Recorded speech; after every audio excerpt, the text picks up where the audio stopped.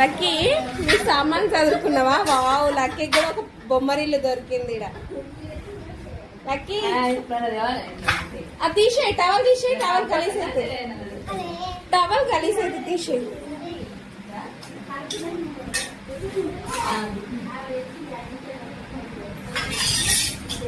ఇక్కడ మీకు ఏం అర్థమైంది? పెద్దమ్మ వాళ్ళ సామాన్లన్నీ తీసుకొచ్చి రూమ్లో సదురుతున్నాం కదా, లక్కీ కూడా తన సామాన్లన్నీ తీసుకొచ్చి తను కూడా ఒక మూలకు సదురుకుంటుంది అనమాట. అండ్ ఫైనల్గా అయితే పెద్దమ్మ గిన్నెలన్నీ సదిరేశాను.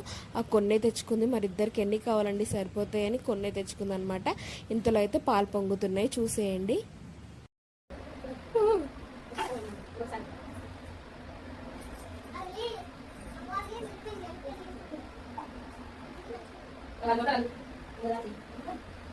ఎడబట్టే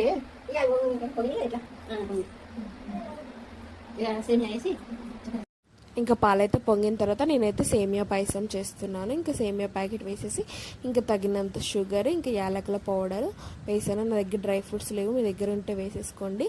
నేను సేమియా పాయసం ఎలా చేస్తానంటే, ఆల్రెడీ పాలు బాగా మసలాయి కదా, ఇంకా కొద్దిసేపు సేమియా వేసేసి వేయించిన సేమియా వేయించుకొని కొద్దిసేపు అలాగే పెట్టుకుంటాను.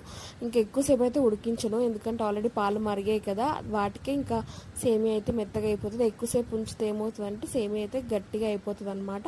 అందుకే నేను కొద్దిసేపు ఉంచేసి బంద్ చేస్తాను.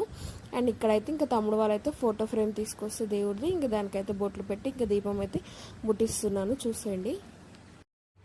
ఫస్ట్ అయితే ఫోటో ఫ్రేమ్ని వీడియోలో కనిపించేలాగా పెట్టాను. తర్వాత మమ్మీ చెప్పింది, ఇలా పెట్టకూడదు నాన్న మూలకు అన్నట్టు, ఏదైనా ఒక కార్నర్కి పెట్టు అంటే ఇంకో కార్నర్కి అయితే పెట్టి ఇంకా దీపం అయితే వెలిగించి ఇంకా దేవుడి దగ్గర ప్రసాదం కూడా పెట్టాను అనమాట.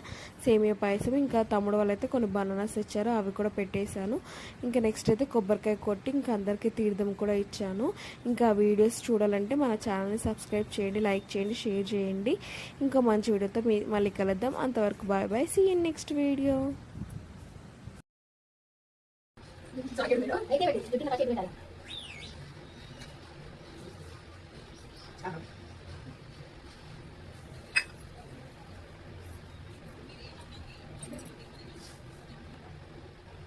ఒకటి సన్న చెక్క వస్తుంది, డబ్బలు డబ్బలు